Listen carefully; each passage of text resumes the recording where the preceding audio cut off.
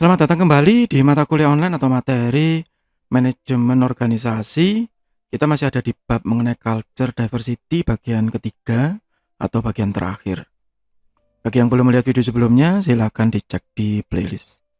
Di bagian pertama, saya membahas mengenai pemahaman awal dari culture atau budaya dan juga dimensi yang berpengaruh di dalam budaya tersebut.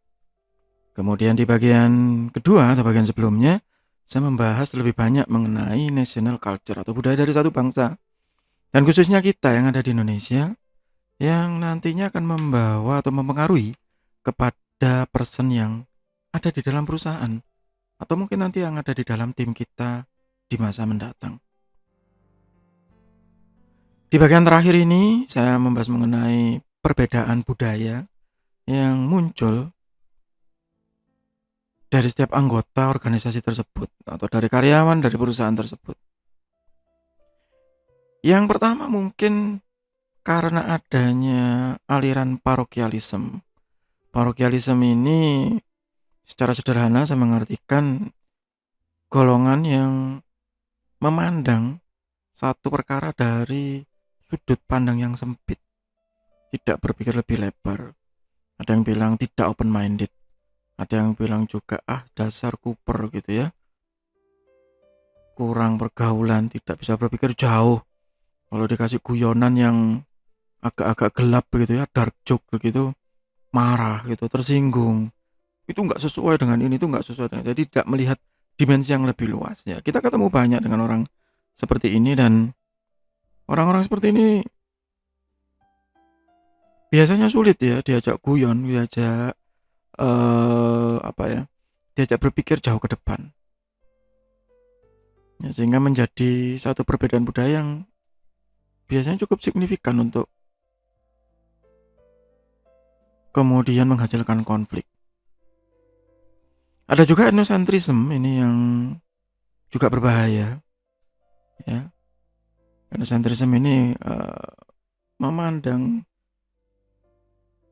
budaya yang dia miliki lebih tinggi gitu ya, lebih kuat, lebih baik, kesukuan berdasarkan ras, berdasarkan agama juga. Dan ini sangat banyak di Indonesia. Contoh yang sederhana yang mungkin saya sering alami dulu ya, waktu saya ke Jakarta kemudian ya, karena saya medok begitu kalau berbicara, pasti banyak yang tanya begitu. Kalau saya beli makanan, naik kendaraan umum, naik taksi gitu. Dari Jawa ya Mas begitu. Nah itu contoh yang sangat telak ya. Nah kan Jakarta juga di Jawa begitu. Ya tapi bagi orang yang di sana merasa mereka lebih tinggi dari orang yang Jawa, entah Jawa Tengah, Jawa Timur begitu. Ya. Dan itu masih banyak terjadi. Kebalikannya juga sama. Kalau kita di Jawa Timur saja gitu, di Surabaya kemudian melihat ada teman dari yang mungkin logatnya setengah Madura, dari Madura ya gitu ya, sambil nadanya sedikit merendahkan dan itu masih banyak terjadi. Ya. Masih sangat banyak terjadi. Etnosentrisme yang ada di Indonesia. Kenapa terjadi? Ya karena kita terdiri dari banyak suku, banyak ras, banyak agama yang pada satu titik tertentu kemudian merasa lebih superior, merasa lebih unggul dari yang lain. Kemudian karena achievement, karena merasa berprestasi, karena saya merasa dari kampus X, dari kampus Y, dari kampus Z, dari PTN tertentu yang mempunyai nama besar, akhirnya merasa lebih tinggi. Atau prescription, ya asumsi yang pertama begitu. Ini mirip-mirip dengan yang achievement. Universalism, semua dianggap sama. Sepertinya kalau di sini saya melakukan ini kan sama dengan saya melakukan ini di rumah, ya nggak sama. Karena tiap tempat itu berbeda. Tidak ada yang sama. Dan ada yang kolektivisme, ada yang betul-betul setia kepada grupnya, kepada kelompoknya. Ini yang mungkin menjadi hambatan perbedaan-perbedaan ini jika dikumpulkan dalam satu tempat. Leader yang baik tidak berusaha merubah setiap orang menjadi sesuatu yang sama, karena itu mustahil dilakukan, tetapi merangkul, ya. Tapi itu juga sulit dilakukan, ya. Sehingga nanti di berikutnya gitu ya, kita akan belajar bahwa ya leader itu tidak mudah ya, sangat tidak mudah, bukan pekerjaan yang gampang. Kemudian organizational culture, ada yang berdasarkan physical structure, gedungnya. Wah gitu kalau di kampus nih biasanya, wah dia ada direktorat gitu, apalagi kalau di kampus-kampus yang sangat besar, yang gedung rektoratnya megah sendirian, gedung yang lain kalah kalah megah. Wah ada direktorat ya, yang gedung megah itu ya, nah begitu. Di beberapa PTN terutama juga terjadi gitu ya. Ada beberapa fakultas yang memiliki gedung yang lebih megah daripada fakultas lainnya yang seperti anak tiri. Kemudian, wah itu dari fakultas X ya, yang mewah-mewah itu ya, yang dandanannya di dalamnya seperti itu ya, nah itu. Apalagi kalau di dalam militer itu kelihatan sekali, yang ada di barak dan ada yang di kantor. Budayanya langsung berbeda, begitu. Ada yang karena ritual atau seremoni, karena ini bukan harus upacara keagamaan ya, tetapi karena budaya ritualnya. Nah, di perusahaan yang sering adalah misalnya budaya makan siang yang sepele ini. Ada yang ya senang makan siang di warung gitu. Ada yang makan siang harus di resto, di mall. Kalau nggak yang seperti ini dia seperti alergi begitu. Nah, itu berpengaruh juga.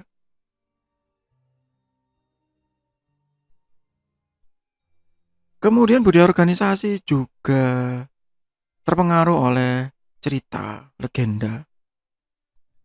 Dulu itu ya ada Bapak X. Itu beliau tuh sangat rajin, sangat bersih, sangat tidak menyukai korupsi. Seumur hidupnya bekerja di sini sangat rajin. Nah, itu legenda-legenda yang ada yang menempel di dalam satu organisasi, di dalam satu perusahaan, yang akhirnya bisa mempengaruhi budaya organisasi tersebut.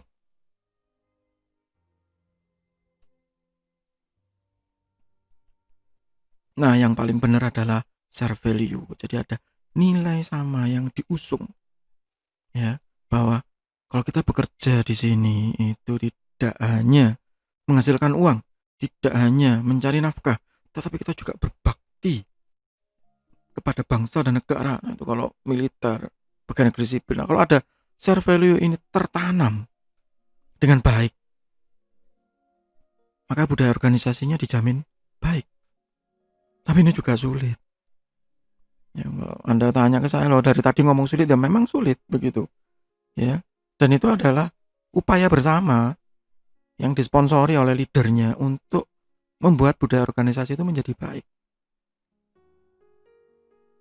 Itu tujuan utamanya dalam berorganisasi. Entah itu organisasi non-profit atau yang kita bicarakan di sini, organisasi profit perusahaan, semuanya sama. Yang nanti kalau Anda belajar lebih jauh misalnya manajemen strategik, misalnya begitu pada saat membuat visi, membuat misi, nah itu semua akan dilandasi oleh budaya organisasi. Jika landasannya kuat, jika fondamennya kuat, ya, maka visi misi tadi akan tercapai dengan sangat mudah. Makanya harus diusahakan bersama-sama. Sehingga seharusnya budaya organisasi itu kuat. Ya, seperti tadi yang saya bilang di bagian awal, misalnya di Universitas Macung, bersih gitu. Ya kan itu ada ceritanya panjang ya. Kalau Anda yang di kelas saya, yang di Prodi Sistem Informasi akan saya kasih ceritanya itu kenapa kok bisa seperti itu, bisa seperti bersih begitu. Ya, tetapi harus fit dulu dengan environment, harus cocok dulu dengan lingkungannya. Tidak harus dengan punishment moderate ya, tetapi harus beradaptasi. Itu yang paling penting dan ini bukan pekerjaan yang mudah sekali lagi. Kalau budaya organisasi itu sudah kuat, maka akan menjadi lem sosial, social glue. Kenapa? Karena budaya itu kan tidak tertulis. Kalau tertulis namanya peraturan, bukan budaya. Misalnya tadi kampus yang bersih, kenapa kok bersih gitu ya? Ada dendanya, Pak. Ditulis di situ, membuang sampah sembarangan didenda Rp50.000 kalau tertangkap CCTV. Nah, itu bukan budaya namanya. Itu rule, peraturan.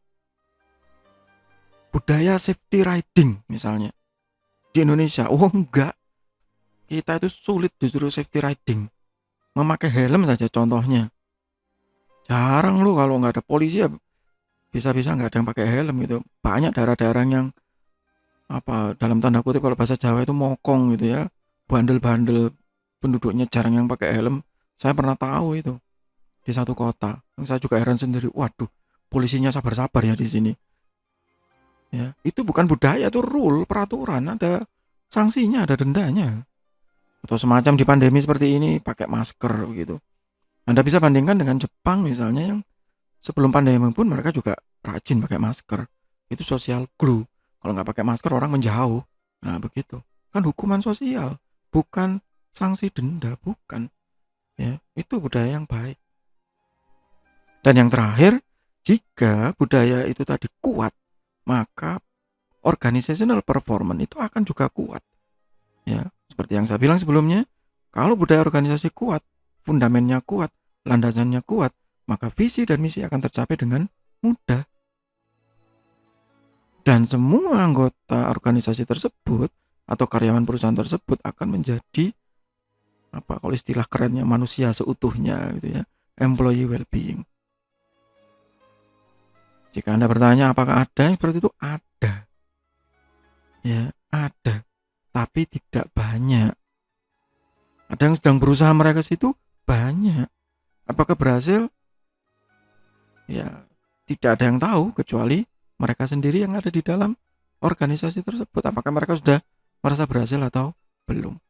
Tapi yang penting gitu bagi Anda yang mahasiswa, terutama jika besok Anda menjadi pemegang keputusan, menjadi leader, menjadi pimpinan, apalagi menjadi owner, ya maka Anda yang bertanggung jawab pertama untuk membentuk budaya organisasi tersebut. Anda menjadi wahana utama untuk melebur culture diversity yang dibawa oleh tiap anggota organisasi tersebut, tiap karyawan perusahaan tersebut. Mau dibawa kemana? Anda mau membentuk budaya seperti apa?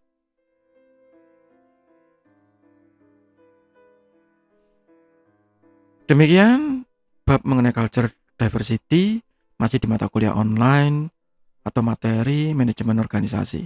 Semoga bermanfaat, tetap sehat, tetap semangat. Terima kasih.